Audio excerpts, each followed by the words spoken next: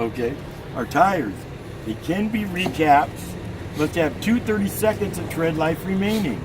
There must be a 4-inch space between the tires with no objects or debris between the tires that could damage the tires. Okay. Sidewalls should be in good condition, not leaking. 80 to 100 psi are manufacturer's recommendations. I would check the air pressure with the hand gauge at the valve stem, add air through the valve stem. Valve stem's properly secured, not leaking, not touching the rim. The rim is not bent, cracked, or broken, properly secured with lug nuts. No missing lug nuts, no sign of rust on the lug nuts indicating they might be loose or worn.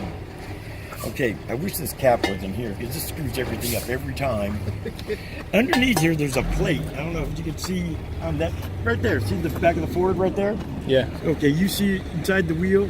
Yeah. There's a plate there with like about 8 lug nuts on there. Oh, yeah. Okay, that is the cover plate for the axle. Okay, properly secured, not leaking. If I need to check and add oil for the check or add oil, I would do so through the differential, which is going to be over here. There's no access. That's the differential. Yes, that's the differential. Okay. Okay, now we have our mud flaps.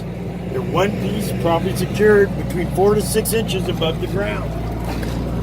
We have the rear lights for the truck. Okay, we have. When you turn the lights on, you have your tail lights, brake lights, turn signal, emergency flashers, red in color. The white portion is reverse, properly secured, not burnt out, and not broken. That's it for the truck. Now we're in the trailer. Okay. At the top on the corners, there are marker lights, amber in color, indicating the height and width of the vehicle. Not burnt out, properly secured, not broken. The trailer walls should have no holes, no missing rivets. What are rivets? These are rivets. Okay. Yep. So no holes, no missing rivets, no major damage. We have the landing gear. Okay. The crank arm for the landing gear must always be properly secured during the trip. The crank arm raises and lowers the legs of the landing gear.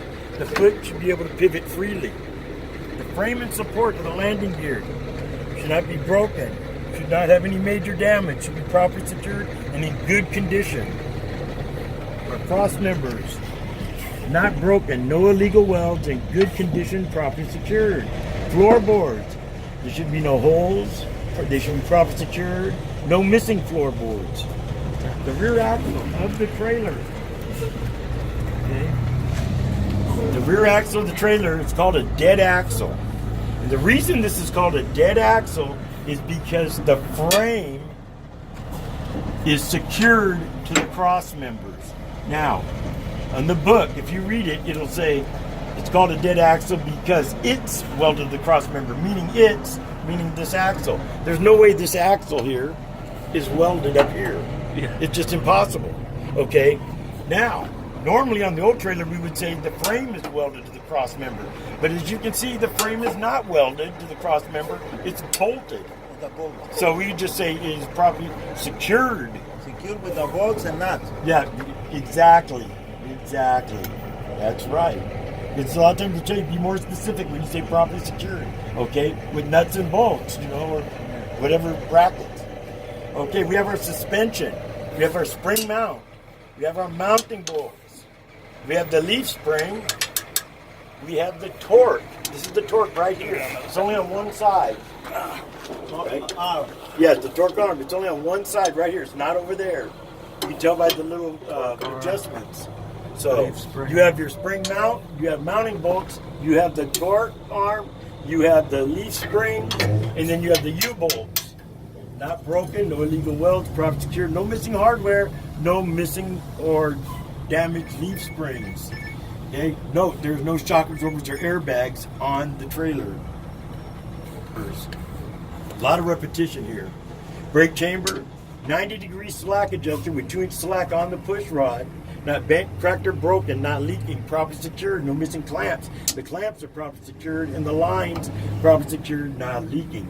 The brake drums are not bent, cracked, or broken. Brake pad, the linings, no less than a quarter life remaining, no black residue, metal grinding, no white residue, fire extinguisher might have been used, and no greasy or oily residue that could lead to brake failure.